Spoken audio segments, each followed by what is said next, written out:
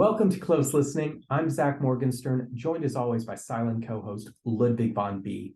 I've realized in now my 2 years doing these album reviews, I've only done one David Bowie review, and that was of a comparatively obscure album called Hours, just because I have a special relationship to it. I've taken it out multiple times from the library, and I think it's kind of underrated. But I thought it would be fun to do something more Bowie classic. Or is this a classic? So last Christmas, I got this book from my wife. It's called Ziggyology, and it tries to tell the story of the David Bowie character, Ziggy Stardust, through his various influences, going all the way back to people like Johannes Kepler, who apparently had quite the artsy mind on top of his scientific side. But regardless, when one sees this book nominally about Ziggy Stardust, what do you see right away? You see that lightning bolt. And the problem is, the Ziggy Stardust, the character in his truest form, doesn't have a lightning bolt on his face. He has more like a sun symbol on the middle of his head. And in fact, the cover of The Rise and Fall of Ziggy Stardust and the Spiders from Mars is just this picture of David Bowie in an alleyway. So when you think of Ziggy Stardust and that lightning bolt, you're actually thinking of Aladdin Sane. So this album has always fascinated me because on the one hand, it's the most famous David Bowie album cover. Yet I think a lot of people pretty much think of this as another David Bowie album. One sees this, one thinks David Bowie, Ziggy Stardust, but how many people really know the album Aladdin Sane? Now, I partially wanted this in my collection because it's just such a cool piece of art. Like, look at this inside fold. And also I found out it came up with, I assume a fake version of a David Bowie fan club order thing. Apparently I can write to David to join his fan club, even though I got this copy of his record years after his death. But regardless, what exactly is going on with this record, Aladdin Sane? So firstly, I should clarify that when I say the lightning bolt is not Ziggy's face, it's actually kind of ambiguous. David Bowie was doing this work while he was still performing on stage as Ziggy Stardust. And the way he described the character of Aladdin Sane is he wasn't really sure what he wanted to do next. He was still sort of Ziggy, sort of not. And he also describes the premise of this album as Ziggy Goes to America, with different songs on this record associated with different places in the United States, including, New York, where he was influenced by figures like Lou Reed, Detroit, where he would have been influenced by Iggy Pop. The song Drivin' Saturday is associated with the West Coast for some reason. But regardless, let's talk about the songs on this album. The opening song to Aladdin Sane is one of my favorite Bowie songs, but it's also kind of a disaster. It's called Watch That Man. So it's a very catchy song with a kind of similar feel to the song Suffragette City. The one frustrating thing about it is that you can barely hear Bowie's vocals. And this isn't, a stylistic choice. It's just the producer, Ken Scott, couldn't manage to get another mix that he thought sounded better. It was vaguely an attempt to imitate the sound of the Rolling Stones, but ultimately it's just a well-known mistake. Even the best musicians with the best technology sometimes, for whatever mysterious reason, can't get the sound they want. This song opens with the lyric, "Shaky through a party that lasted all night." And it's very easy to mishear Shaky as Ziggy. I wonder if that was intentional. And lyrically, it kind of feels, Rocky Horror Picture Show in that it's mixing in negativity with fun. There are lyrics that go, "There was an old-fashioned band of married men looking up to me for encouragement. It was so-so." So they're a bunch of squares, but clearly they're at this rock and roll party. There's also a line that goes, "The ladies looked bad, but the music was sad." Or the chorus ends with, "He talks like a jerk, but he could eat you with a fork and a spoon." So there's all this putting down, all implying these people are squares, but they're clearly having a wild party. Track number 2 is the title track of Aladdin Sane, brackets 1930, 1938, 1970 something. The idea being 13 and 38 are the years before the 2 world wars happened. Maybe there's some fear another world war is coming. This song was supposedly influenced by a novel by Evelyn Waugh, and it's about wealthy Londoners on a yacht, I think, being decadent and not really caring right after World War I has happened. Musically, it's really cool. It has a smoky sound, and there's an avant-garde piano solo from Mike Garson. I mean, other than Bowie, or perhaps more than Bowie, he's the MVP on this album.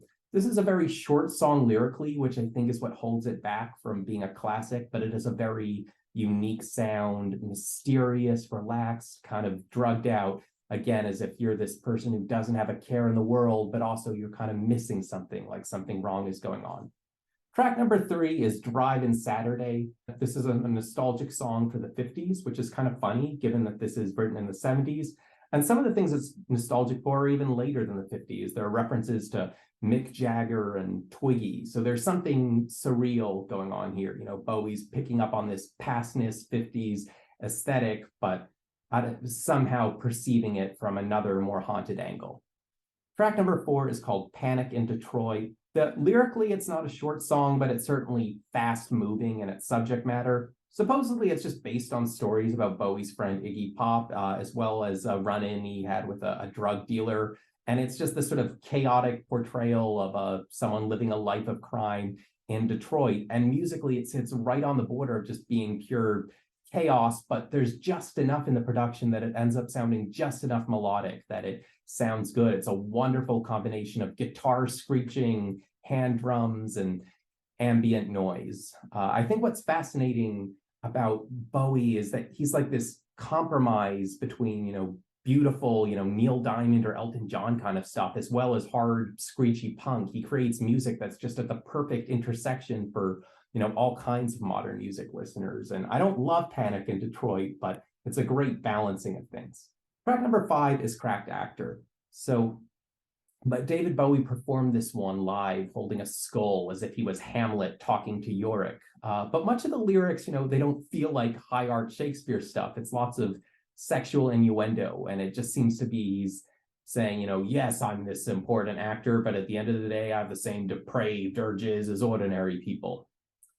Track number 6 is called Time, and this is another one where pianist Mike Garson gets to shine. He described his style on this one as being a bit more ragtime. It's a kind of vague song about mortality and powerlessness. There's a lyric that goes, "His script is you and me, boy, demanding Billy dolls and other friends of mine. Take your time." Because of the haunting quality of this and because it involved the Mike Garson piano, I remembered it as being a weird song, but it's actually fairly catchy, especially when Bowie goes into the la la la la la parts. Track number 7 is called The Prettiest Star. This is a re-recording of a single he released back in 1970. It was a love song to his wife, Angie, but it was when the single was released, it was right after Space Oddity. So I feel like he was kind of playing with, him being the space guy, except this is not really a space song. Also originally involved a guitar solo by Mark Bolan. So it was this kind of cool collaboration between the two big names in glam rock, two sort of rivals. This is just a kind of spiced up version of that song. But despite me describing it as a straightforward love song, its lyrics are still eccentric. Cold fire, you've got everything but cold fire, it opens. I mean, what does that mean? Is that just an indirect way of saying you don't get angry? I guess cold fire could mean anger, but it could be something more mysterious. And it's, again, a mix of different sounds and eras. It sounds a little bit vaudevillian, but also the electric guitar makes it sound more modern. Very interesting song. Track number 8 is a cover of the Rolling Stones' Let's Spend the Night Together. But whereas the Rolling Stones one sounds light and fun and sort of rollicking in its teenage immaturity, this one is sung in a very heavy-handed, confident way, as if it's being performed by this intense rock star who's like, you know the ropes, let's go and do this. Track number 9 is called The Jean Genie. I feel like this is the famous hit on here, even if it's one of the less interesting songs on the record. I guess it makes sense that an album called Aladdin Sane has a song about a genie. Apparently a tribute to Iggy Pop and also to the French writer Jean Genet, who was a gay guy who lived a life of vagrancy, though my understanding is some of his criminal background was exaggerated for dramatic effect. I don't know if you're supposed to make too much sense of the lyrics here, and apparently I think this was just improvised in a jam sense anyway. I think it's just a sort of general celebration of a kind of underground, edgy type of persona. The album ends with a song called Lady Grinning Soul. This is another mystical contribution from the pianist Mike Garson. Unlike Ziggy Stardust and the Spiders of Mars, this album doesn't feel like it has a complete story arc necessarily. It just ends randomly with one mysterious, beautiful song. Like Lady Grinning Soul is a great song. It just doesn't feel like an ending in the way Rock and Roll Suicide does. but I guess it has its moments. I mean, the final lines are, "She will be your living end." So I guess that part makes it feel like an ending. But rather than ending a story, it's more like the character of Aladdin Sane is just descending further and further into mystery and decadence. So overall, what's going on with this record? Well, a big influence on the character of Ziggy Stardust, who, is this alien messiah who comes from outer space to try and save us with rock and roll or something, was this 50s rocker named Vince Taylor, who had his moment. He was a kind of one-hit wonder, I think, with the song Brand New Cadillac. And a young David Bowie met him when he was already, quite mentally unwell and saying delusional things about how he was the son of Jesus. And I feel like maybe the relationship between Ziggy Stardust and the Spiders from Mars and Aladdin Sane is Ziggy is the fantasy of who Vince Taylor is, and Aladdin Sane is like who the real Vince Taylor is. This isn't an album with a story. There's no glory. There's no arc. It's just a rock star going to various parties and, vaguely having a good time, but always kind of living on the edge. There's a lot of beautiful music on here, but it's also a more experimental album. Thus, it doesn't produce a hit like Ziggy Stardust and the Spiders from Mars or Heroes or Let's Dance. Thus, the actual music on here is perhaps a bit less famous than the other super famous David Bowie albums. That said, I really love listening to it. It sounds really great. If you like the sound of Ziggy, you'll like the sound of this one. So if you haven't, give Aladdin Sane a chance. I'm Zach Morgenstern. This is Ludwig von B. See you next time.